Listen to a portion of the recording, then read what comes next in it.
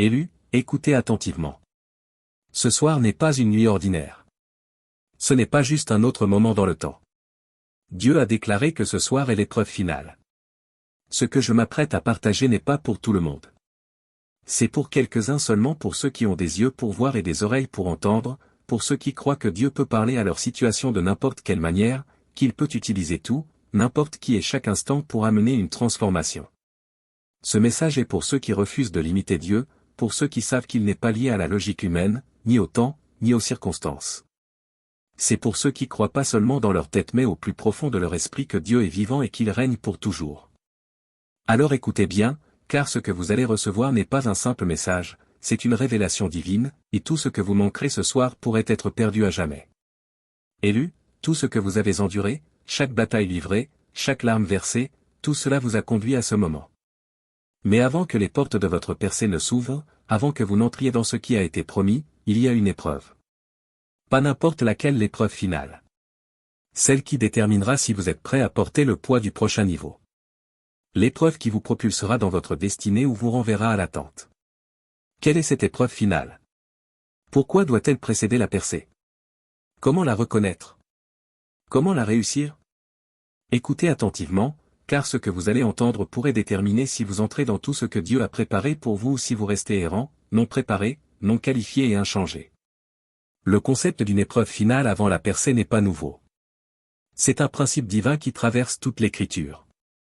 De la Genèse à l'Apocalypse, on voit que Dieu teste avant d'élever, il éprouve avant de promouvoir. Aucun homme ou femme dans la Bible n'est entré dans sa vocation sans passer par le feu des épreuves. Ce schéma est clair. Avant la promesse, il y a un processus. Avant la couronne, il y a une croix. L'attente, les épreuves, les difficultés ne sont pas des signes d'abandon, mais une préparation pour quelque chose de plus grand. Pourquoi Dieu agit-il ainsi? Parce que Dieu ne confie pas la puissance, l'autorité ou la responsabilité à ceux qui ne sont pas éprouvés. Il n'est pas négligent avec ses bénédictions. Si Dieu élevait quelqu'un trop tôt, ce qui devait être une bénédiction pourrait devenir un fardeau destructeur. Le poids d'un appel n'est pas léger, et ceux qui le portent doivent être suffisamment forts pour le supporter. Comme un constructeur ne donnerait pas les clés d'un manoir à un enfant, Dieu ne confiera pas le poids de ses promesses à des cœurs immatures. La maturité, la sagesse, l'endurance sont forgées dans la saison d'attente. Seuls ceux qui endurent le processus de raffinement sont dignes de recevoir de plus grandes choses. Dieu teste pour révéler non pas à lui-même, car il connaît déjà l'issue mais à vous-même. L'épreuve expose ce qui se cache sous la surface. Elle révèle ce qu'il y a vraiment dans votre cœur. Êtes-vous fidèle quand personne ne vous regarde? Servez-vous Dieu même quand les bénédictions semblent tarder? L'épreuve n'est pas là pour vous détruire, mais pour vous préparer. Elle montre si vous pouvez être digne de confiance pour plus. Luc 16 verset 10 dit, « Celui qui est fidèle dans les petites choses est aussi fidèle dans les grandes. » Chaque épreuve est un palier de fidélité.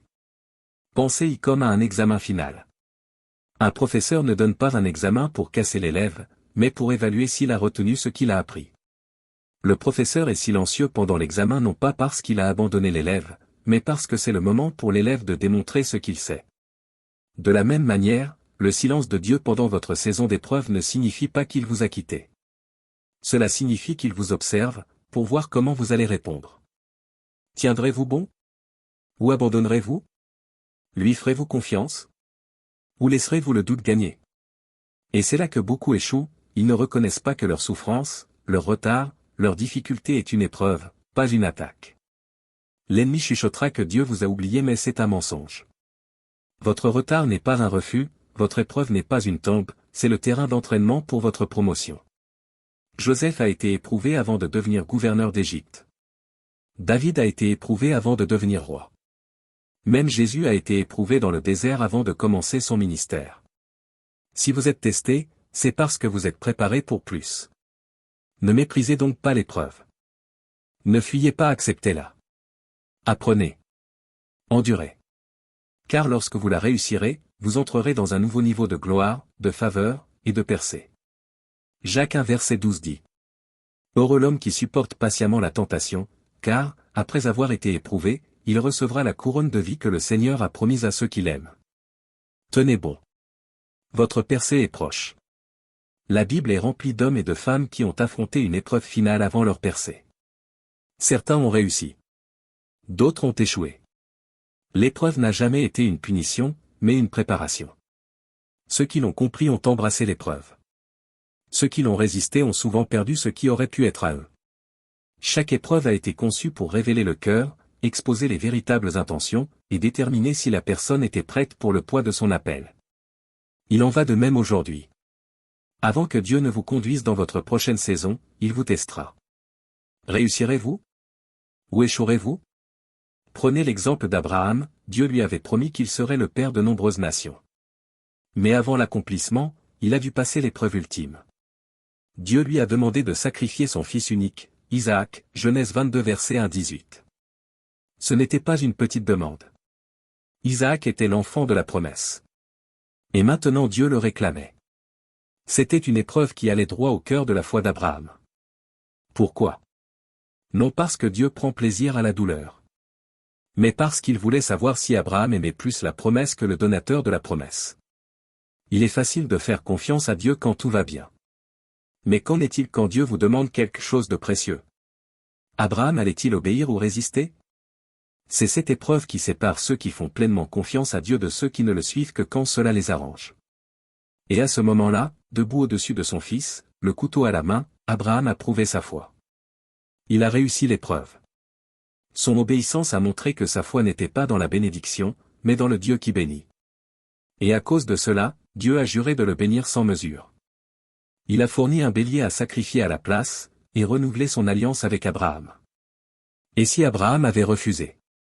Et s'il avait dit, cela n'a aucun sens, je ne le ferai pas?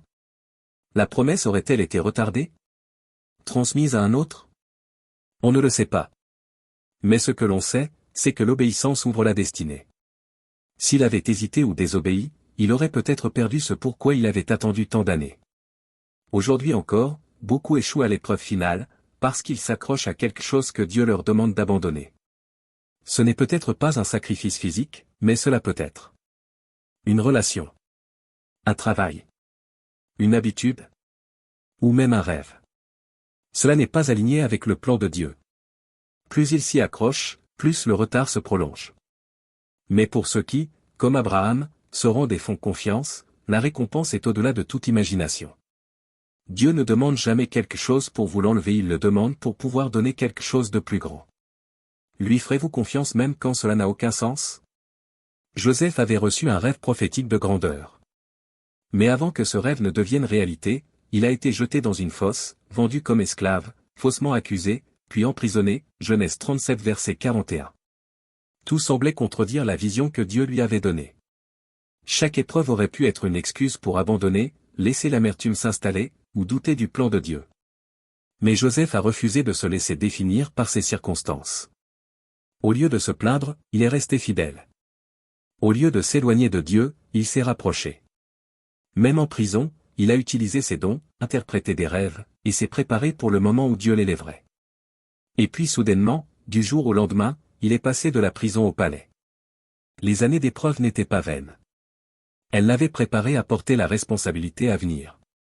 Mais s'il avait échoué? S'il avait laissé la déception le briser? S'il avait perdu la foi, compromis son intégrité, choisi l'amertume plutôt que la confiance? Il serait resté en prison et un autre aurait pris sa place. Beaucoup aujourd'hui se tiennent au seuil de leur percée, mais ne réalisent pas qu'ils vivent l'épreuve finale. Tiendront-ils bon? Ou perdront-ils la promesse? Les Israélites ont été libérés d'Égypte avec la promesse de la terre promise. Mais avant d'y entrer, ils ont été testés dans le désert, Nombre 14 versets 26 à 35. Dieu voulait voir s'ils lui feraient confiance, s'ils lui obéiraient, et s'ils garderaient la foi même quand le chemin devenait difficile. Ce n'était pas seulement une question d'arriver à destination. C'était une préparation du cœur pour porter la bénédiction. Mais au lieu de la foi, ils ont répondu par la peur. Au lieu d'obéir, ils ont choisi la rébellion. Ils ont vu des miracles, mais ont douté. Ils ont reçu la provision, mais se sont plaints. Et à cause de cela, ils ont échoué au test. La terre promise était prête. Leur percée était prévue. Mais ils ne l'ont jamais vue parce qu'ils ont refusé de faire confiance à Dieu. Ce qui aurait dû prendre quelques jours a duré 40 ans. Une génération entière a dû mourir, et Dieu a dû en former une nouvelle, capable de croire. Leur retard n'était pas une question de temps, mais d'échec à l'épreuve. Beaucoup aujourd'hui sont dans la même situation. Ils sont à la porte de leur percée, mais restent bloqués dans le délai non pas parce que Dieu les retient, mais parce qu'ils n'ont pas encore appris ce que l'épreuve devait leur enseigner. Réussirez-vous là où ont échoué? Le plus dangereux avec l'épreuve finale, c'est qu'elle ne ressemble souvent pas à une épreuve. Elle ne vient pas avec un avertissement, ni un panneau clair. Elle se dissimule dans la vie quotidienne, dans des circonstances ordinaires. C'est pourquoi beaucoup ne la reconnaissent pas à temps. Ils pensent que l'épreuve est juste de la malchance, que le retard est un hasard, que la trahison est une nouvelle blessure. Mais en réalité, Dieu observe leur réaction. L'épreuve finale peut venir sous forme de tentation. Allez-vous compromettre votre intégrité? Retard, ferez-vous encore confiance à Dieu? Trahison, choisiriez-vous l'amour ou l'amertume? Souffrance, garderez-vous la foi ou tomberez-vous dans la peur? Porte fermée, forcerez-vous votre propre chemin ou attendrez-vous Dieu? Silence divin, continuerez-vous à le chercher même quand il semble distant? C'est là que beaucoup échouent. Ils ne reconnaissent pas que leur combat actuel n'est pas une attaque, mais un test. Et si vous échouez, vous retardez la percée. Vous prolongez l'attente. Vous répétez les mêmes leçons jusqu'à ce que vous appreniez ce que Dieu veut vous enseigner. Mais ceux qui réussissent l'épreuve entrent dans la promesse. Serez-vous de ceux-là? Reconnaissez que ce n'est pas un obstacle, mais un test. Chaque défi, chaque retard, chaque difficulté a un but. Ne vous plaignez pas. Ne paniquez pas. Ne réagissez pas émotionnellement. Demandez-vous plutôt. Que veut m'enseigner Dieu à travers cela? Le moment où vous passez de la frustration à la préparation, vous vous positionnez pour réussir le test. Ne prenez pas de raccourci. L'ennemi vous proposera toujours une issue facile dans l'épreuve finale, un raccourci qui évite le processus mais sabotera la promesse. Cela peut sembler pratique aujourd'hui, mais ce qui semble plus rapide vous coûtera plus tard. Souvenez-vous d'Abraham et de Hagar, une seule décision hors du temps de Dieu a entraîné des conséquences générationnelles. Tenez bon. Restez fidèle, même dans le silence. L'un des tests les plus difficiles est quand Dieu se tait. Aucun signe. Aucun mot. Seulement du silence. Beaucoup échouent ici parce qu'ils croient que le silence signifie l'abandon. Mais le silence fait partie du test. Prierez-vous encore? Adorerez-vous encore? Lui ferez-vous confiance même quand vous n'entendez rien? Ceux qui restent fidèles dans le silence verront l'accomplissement des promesses de Dieu. Gardez votre cœur et votre bouche. Beaucoup échouent non à cause de leurs actions, mais à cause de leurs paroles. Ce que vous dites dans le désert détermine combien de temps vous y resterez. Les Israélites ont retardé leurs promesses à cause de leurs plaintes, de leurs paroles remplies de peur, et de leurs doutes. Surveillez ce que vous dites. Parlez foi, pas frustration. Déclarez les promesses de Dieu, pas vos problèmes. Ne quittez pas trop tôt. Beaucoup sont à un moment, à une épreuve près de leur percée mais ils abandonnent trop tôt. Ils arrêtent de prier, se retirent par frustration, font demi-tour juste avant que la porte ne s'ouvre. Et s'ils avaient tenu encore un peu? Et s'ils avaient supporté une épreuve de plus? Tout aurait changé. Votre percée est plus proche que vous ne le pensez. N'abandonnez pas maintenant. Il y a une raison à cette pression. Une raison à ce combat intense. Une raison pour laquelle le feu s'est intensifié. Ce n'est pas une simple épreuve, c'est l'épreuve finale avant votre percée. L'ennemi le sait. Le ciel le sait. Maintenant, vous aussi, vous devez le reconnaître. Vous êtes au bord de quelque chose de plus grand. Les portes sont sur le point de s'ouvrir. Mais d'abord, vous devez réussir cette épreuve.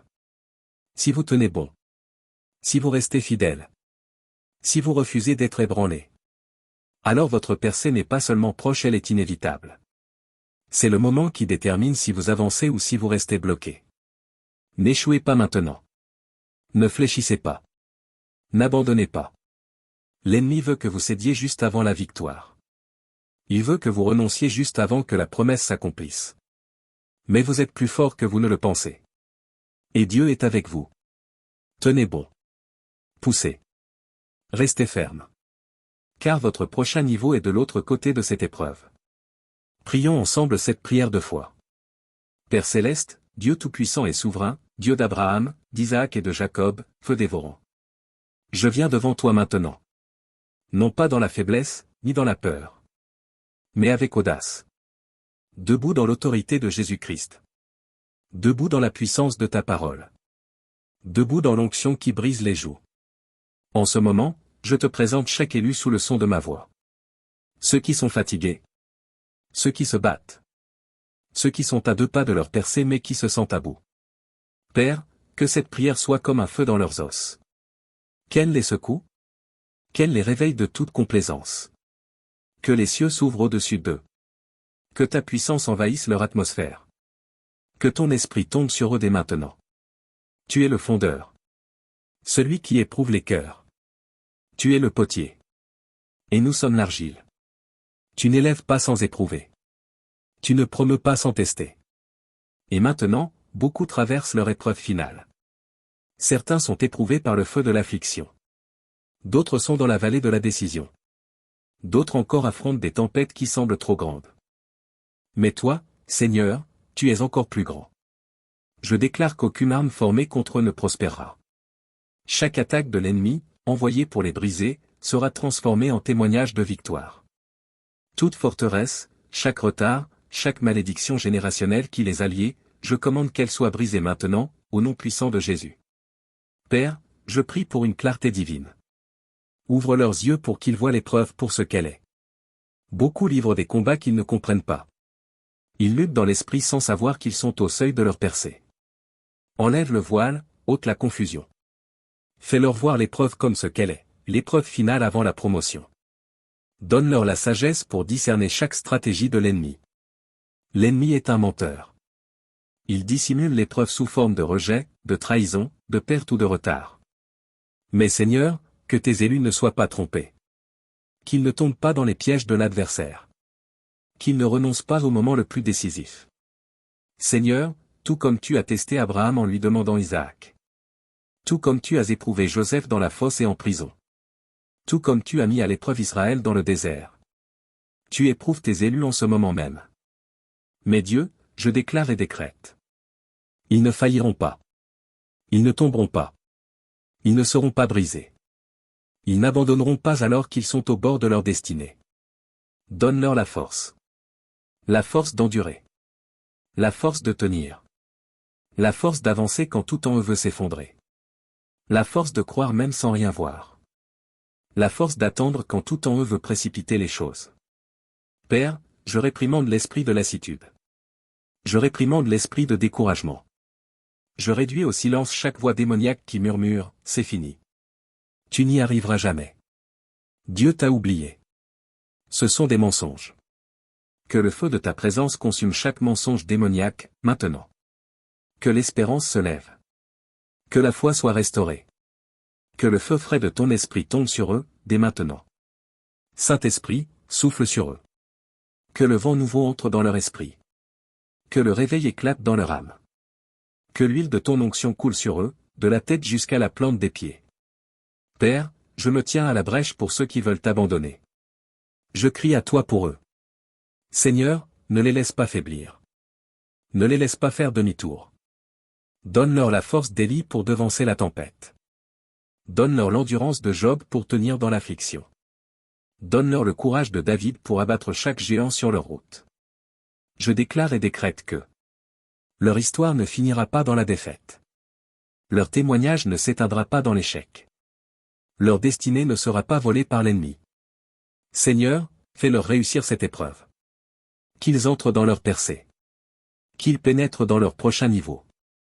Entièrement équipés. Entièrement purifiés. Pleinement préparés pour la gloire plus grande à venir. Et Père, je prie une bénédiction surnaturelle sur ceux qui passeront à l'action. Ceux qui s'abonneront. Ceux qui aimeront.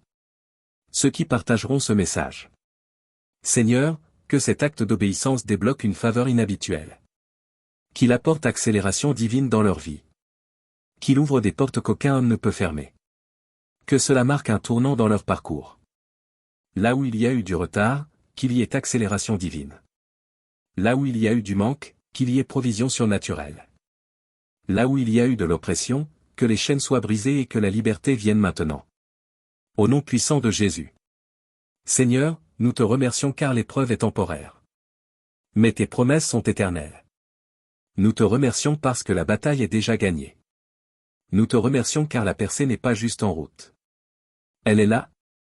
Elle se manifeste dès maintenant. Alors Père, que tes élus se lèvent. Qu'ils endurent. Qu'ils triomphent. Qu'ils réussissent cette épreuve finale. Afin que lorsque les portes de leur destinée s'ouvrent, ils soient prêts à y entrer. Avec puissance. Avec assurance. Et avec victoire. Au nom puissant de Jésus. C'est accompli. Amen. Amen.